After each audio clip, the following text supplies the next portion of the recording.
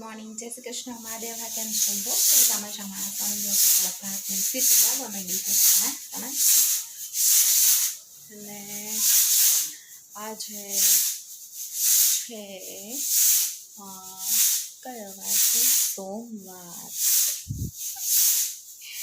અને આજે બહુ ખુશ છું, ખબર નહીં આજ સવાર બહુ ખુશ છું બિકોઝ બસ મને રાતે મારા પપ્પાએ યાદ આવ્યા અને મેન માથે તો કેટલી બધી વાતો કરી મને યાદ આવી એટલે આજ સવારની ખબર નહીં ખુશ છું. રસોઈમાં થઈ ગઈ છે દાળ, જો કે ધોવાણા મારે નીકળે છે. પછી બીજું છે આપણે વાલો રીંગણા બટાકાનું શાક. અહીંયા છે અલગ દાળ. રોજની દાળ બનાવીએ તો બે દાળ તો થઈ જ જાય, કારણ કે અમારા સસરા ઓલવેઝ અલગ છે અને અમે લોકો પડે નહીં એવું કાંઈ એટલે એ અલગ રસોઈ અમે અલગ રસોઈ ખાતું એક જ વસ્તુ બધી ડબલ હજી શાક છે અમે તો શાક એ બતાવતી અલગ હોય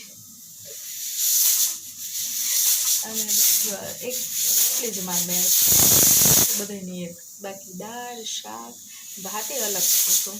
ભાતે ઓસાવેલા આવે એ હવે કે જમણ ત્યારે રોજ અલગ અલગ દાળ કરીએ ને તો મને કંટાળો આવે તો શું થાય કરવી પડે. પછી આપણે રસોઈ કમ્પ્લીટ છે આજે. જય શ્રી કૃષ્ણ. જો ભાઈ આપણે બેસી ગયા છીએ જમવા માટે. દૂધ પાક, રોટલી, લડ્ડુ, ભાત, દાળ અને શાક. ચાલો બધા જમવા. નક્ષભાઈ જો જમવા બેસી ગયા છે. નક્ષભાઈને મોજ પડી ગઈ છે. જો ભાઈ હા નાગભાઈનો ફેવરેટ કાબાઉ મોજે મોજ.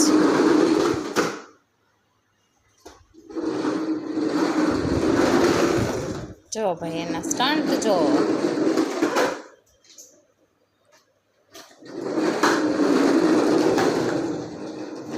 પૂરા થઈ ગયા છે, બસ હવે એક્સ્ટ્રા કામ ખાલી બાકી છે. એ બધું થઈ ગયું અને આવું કંઈક છે. તો ચાલો બધા હવે નવરા થઈને હવે નક્ષભાઈને લેસન કરવાનો ટાઈમ થઈ ગયો છે. ચાલો ફટાફટ લેસન કરાવી નાખીએ. મોર્નિંગ, જય શ્રી કૃષ્ણ, મહાદેવ કેમ છો? યુ હોપ સો બધા મજામાં છો. જો ભાઈ આપણે મોર્નિંગ જગ્યાની સ્ટાર્ટ થઈ ગઈ છે, પણ એક સરસ મજાનો કોમેડી વિડીયો આવ્યો હતો તો જોતી રહીને મેં એકાદ બનાવી છે રીલ, તો તમે ચેક કરજો અને લાઈક કોમેન્ટ અને સબસ્ક્રાઈબ કરો પ્લીઝ યાર મારી ચેનલને. I hope so. અને આઈ થિંક તમને બધાને મજા આવે છે, જોઈને વયા જાઓ છો પણ સબસ્ક્રાઈબ નથી કરતા મારી ચેનલ. તો પ્લીઝ સબસ્ક્રાઈબ કરજો. અને બસ જો આજનો બ્લોગ સ્ટાર્ટ કરીએ છીએ. આજે છે દૂધી બટેટાનું શાક, ભાત, સાંભાર અને રોટલી.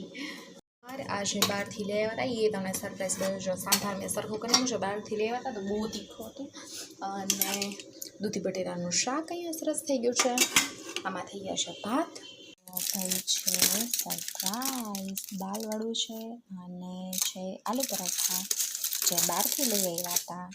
આમાં છે ચટણી અને આમાં છે વઘારેલી ઈડલી જે બહારથી લઈ આવ્યા હતા નાસ્તા પાણી. તો એમાંથી સાંભાર થોડોક સરખો થાય, કારણ કે બહારનો સાંભાર લિટરલી અમુક જગ્યાએનો છે ને મારા નણંદ લઈ આવે છે અને થોડોક મારા પતિદેવ લઈ આવ્યા તો થોડોક સ્પાઇસી હતો. તો મેં કીધું એમાં એવું છે, મારા નણંદ છે એ આલુ પરોઠા લઈ આવ્યા હતા અને કેવું છે એ વઘારેલી ઈડલી લઈ આવ્યા હતા. તો ઈડલી સાથે ચટણી ને સાંભાર બી આવ્યા હતા, વઘારેલી ઈડલી. તો મેં કીધું બહુ તીખું બહુ છે એટલે આપણે સરખો કરી નાખવાનો. મને બધું સાંભાર બહુ જ ભાવે અને નક્ષને ચટણી બહુ ભાવે. મેં કીધું તમે એ ઓફિસે નીકળી ગયા અને આવું કંઈક છે. તો બસ હવે ખાલી રોટલી એક જ બાકી છે, તો ચાલો ફટાફટ કરી નાખી, કારણ કે હમણાં થઈ જશે નક્ષભાઈને લેવાનો ટાઈમ. અને ક્રિશાબેન માંડ સૂતા છે, કારણ કે એને પાછી દાઢ આવે છે એટલે એ ફૂલ હેરાન કરે છે. આવું કંઈક છે. તો ચાલો ફટાફટ રોટલી કરી લઈએ અને મળીએ થોડી વાર પછી. સાયનારા. જય શ્રી કૃષ્ણ મહાદેવ.